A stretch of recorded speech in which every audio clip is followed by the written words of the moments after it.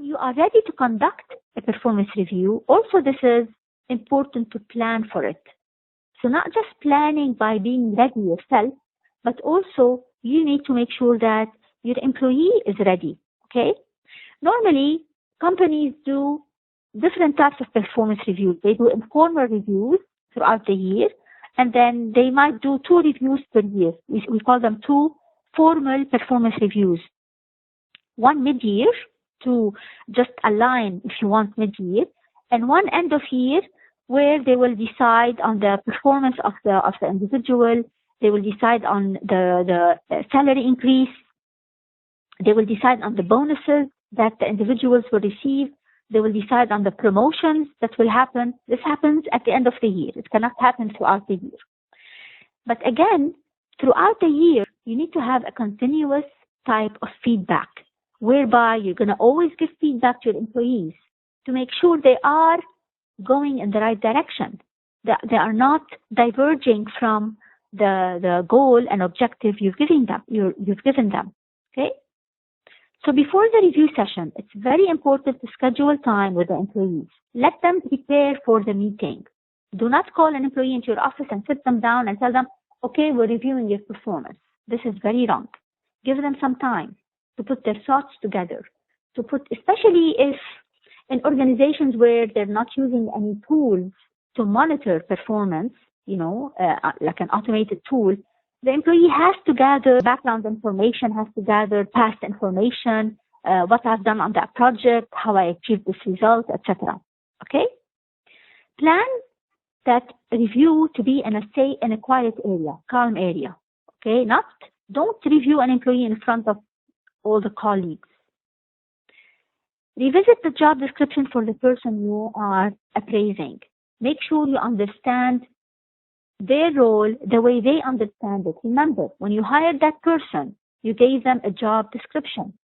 They are working against that job description, based on that job description. So you need to be also familiar with it at the time of the review, so you are not reviewing them on something they are not responsible for. And of course, revisit their goal statements from previous appraisals. If this is the second year you are doing the review, make sure you revisit what goals you've given them from the previous year and how did they do in the previous year, so you can benchmark and compare. During the review, it's important to explain the process to the employee. Okay? When the employee comes in, don't just start the review. Explain what's going to happen. Okay? Explain that you're going to sit there, you're going to review the performance of the employee, you're going to discuss it together. It's a two-way conversation. It's not a one-way conversation. Make sure you are systematic in your approach. Do not jump around from one objective to the next. Okay? Start informally. Don't start directly like serious. Start informally. Let the employee be at ease. Okay? And like I said, it's a two-sided conversation. Listen to what they say, and provide objective and constructive comments. Very important. You are not here to punish and penalize and fire the employee. You are here to enhance. You are here to develop. You are here to make better.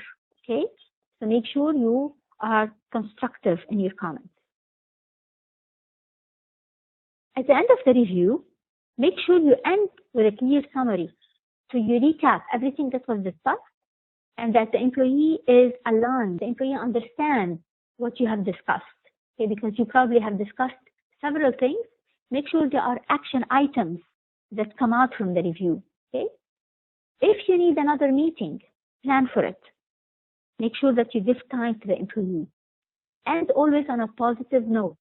Make sure you are giving positive feedback, encouraging, motivating, and make sure that you sign and date the final review as proof of agreement on its content.